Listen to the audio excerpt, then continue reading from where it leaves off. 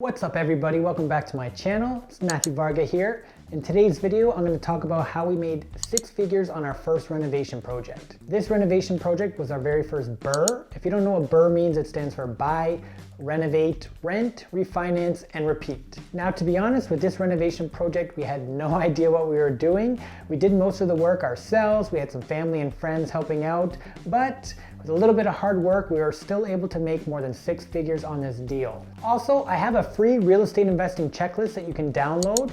It gives you a step-by-step list of all the things that you need to do when buying a rental property. So make sure you download that in the link down below. So let's jump right into this project and go over some of the numbers. So this property was a granny bungalow bought in a town north of Toronto called Barrie. It was definitely the ugliest house on this street. I mean, most of these properties were going for 400 plus. This one, it had hedges overgrown in the front. It had a huge tree that was hanging over the top of the house. Inside, the people who lived there had been there for about 20, 30 years. They were smokers. They smoked inside, which is kind of gross. The walls were just dripping with like yellow nicotine all over it. The ceilings were yellow.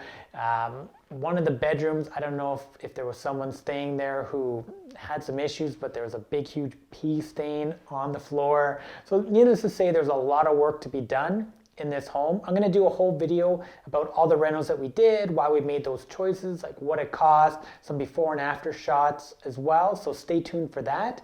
But needless to say, this house needed a lot of work.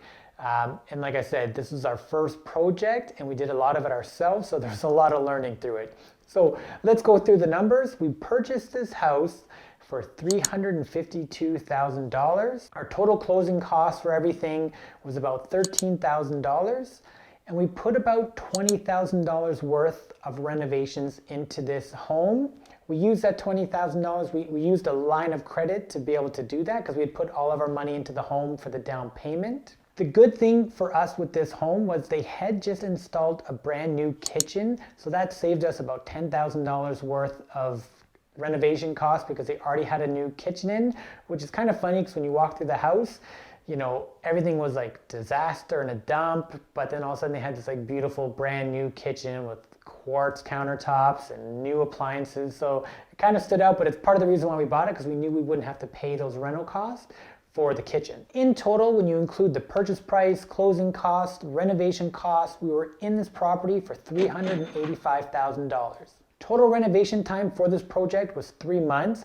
It probably could have been a lot quicker if we were using professionals, but like I said, we did most of this all ourselves. We had family and friends helping out. You know, our uncle's a flooring guy and he did a great job on this place. So it took us 3 months to do this project, but really it probably could have been done in 6 weeks or less if you had a professional crew come in.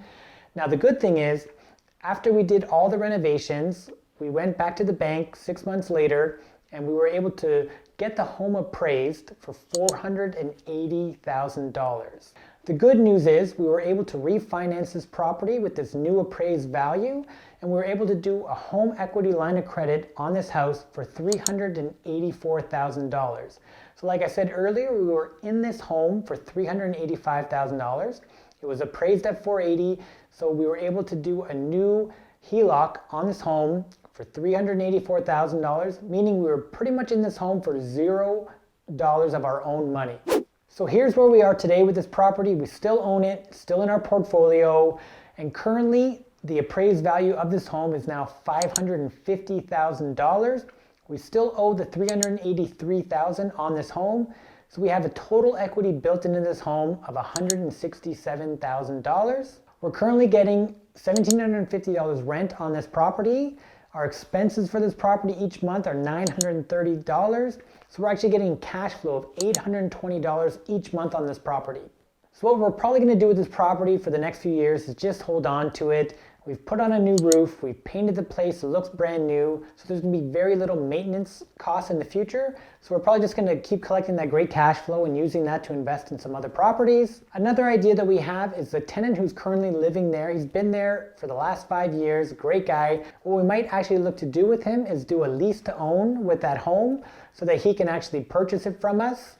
The great thing about this is that we're not going to have to pay realtor fees, which will probably save us about $27,000 in expenses. If you want to know more about lease to own or rent to own as some people call it, leave a comment down below and I can do some videos on that in the future about how to use them strategically for your investing, the benefits, the pros, the cons. So make sure you leave a comment down below and let me know. Thank you so much for watching today's video. I hope you guys loved it. Make sure you subscribe, hit that like button, and I'll see you next week.